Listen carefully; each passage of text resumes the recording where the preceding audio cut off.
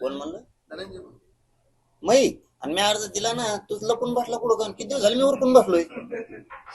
तू जा किती 10-15 एसट्या हुकल्यात आपल्याला जायचं होतं तिकडे. मी किती बरं वाट बघितली. मी शहागडला, आंतरवालीला पिशी घेऊन कपडे ते भरूनच ये तो वाटच बघतोय मी. कितीतरी रिक्षा सुटले हातातून, कितीतरी गाड्या गेल्या, टायमाला गाडी भेटत नाही. तू ये ना. हा बघ, एका बापाच्या अवलाद असल्यासारखं वागायचं. एका बापाच्या अवलाद असल्यासारखं वागायचं. एकदा म्हणला नार्को टेस्ट करायची, चल नार्को टेस्टला. जे होईल ते होईल ना. मी नार्को टेस्ट लिहितो, तू पण चल. बोलतो कशाला मीडियात? तू केलंयच.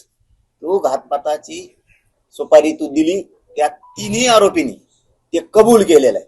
आणि जर त्यांनी कबूल केलं नसेल तर त्यांना नार्को टेस्टला घ्या, त्या 3 आरोपीला. आणि आम्हाला पण दोघाला घ्या. त्यालाही घ्या, मी पण येतो. मी तर अर्ज दिलाय. असं लपून छपून नाही ना. उद्या इथं पत्रकार बांधवाच्या माध्यमातून मुंबईतून सांगतो, मला एसपींनी, कलेक्टरांनी, गृह मंत्रालयाने, ज्यांनी कोण असतील याच्यातले तत्वज्ञानी, त्यांनी सांगावं तुम्ही इथं सहाय्य करा, नार्को टेस्ट करायची, मी तिथं जाऊन उद्या सकाळी सहाय्य कर. असं लपायचं नाही.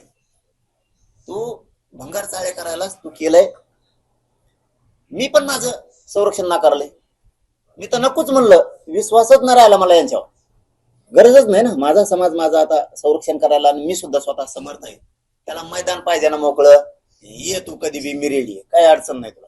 पण जर आता कबुली दिली तिने आरोपींनी, तर एसपी साहेबाचं काम होतं जालन्याचं, गृह मंत्रालयाचं काम होतं की यांनी जर आता कबुली दिली तर आपण त्याला अटक केली पाहिजे, त्याला चौकशीला घेतलं पाहिजे, हे काम करायला पाहिजे. पण त्याला का घेतलं नाही? मी त्या दिवशी प्रेसला सांगितलं की ते अजितदादाच्या आणि फडणवीस साहेबाच्या पायावर जाऊन पडलं. पायात चाटी तर द्यायची कव्हर, त्याच्यातून सोडायसाठी. त्याला लय पाया चाटायची सोय. खोटं बोलणार आणि दिली क्लीन चिट त्यातून. ठीक आहे, याचे एक ना एक दिवस खूप पडसाद उमटणार आहे. कारण तुम्ही त्याला विनाकारण तुम्ही चौकशीपासून त्याला थांबवलंय.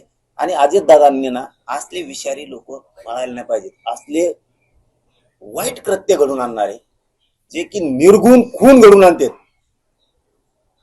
संतोष देशमुखांचा त्यांनी निर्गुण खून घडूनच आणलेला आहे. 48 का काय कॉल झालेले त्याचे त्याच्यात त्यावेळेस 1 नंबरचे आरोपी बरोबर संतोष भैया देशमुखांच्या हत्यातल्या. त्याला अटक नाही केलं. महादेव मुंडेंच्या प्रकरणातलं सुद्धा माहिती त्याला, बापू आंधळेच्या सुद्धा माहिती. हे असले क्रूर हत्या घडून आणणारे लोक अजितदादा सांभाळायला लागले. ओबीसीचे दुसरे नेते नाहीत का? त्यांना धरा ना, त्यांना मोठे करणं. असले कशाला? असले संपले पाहिजेत.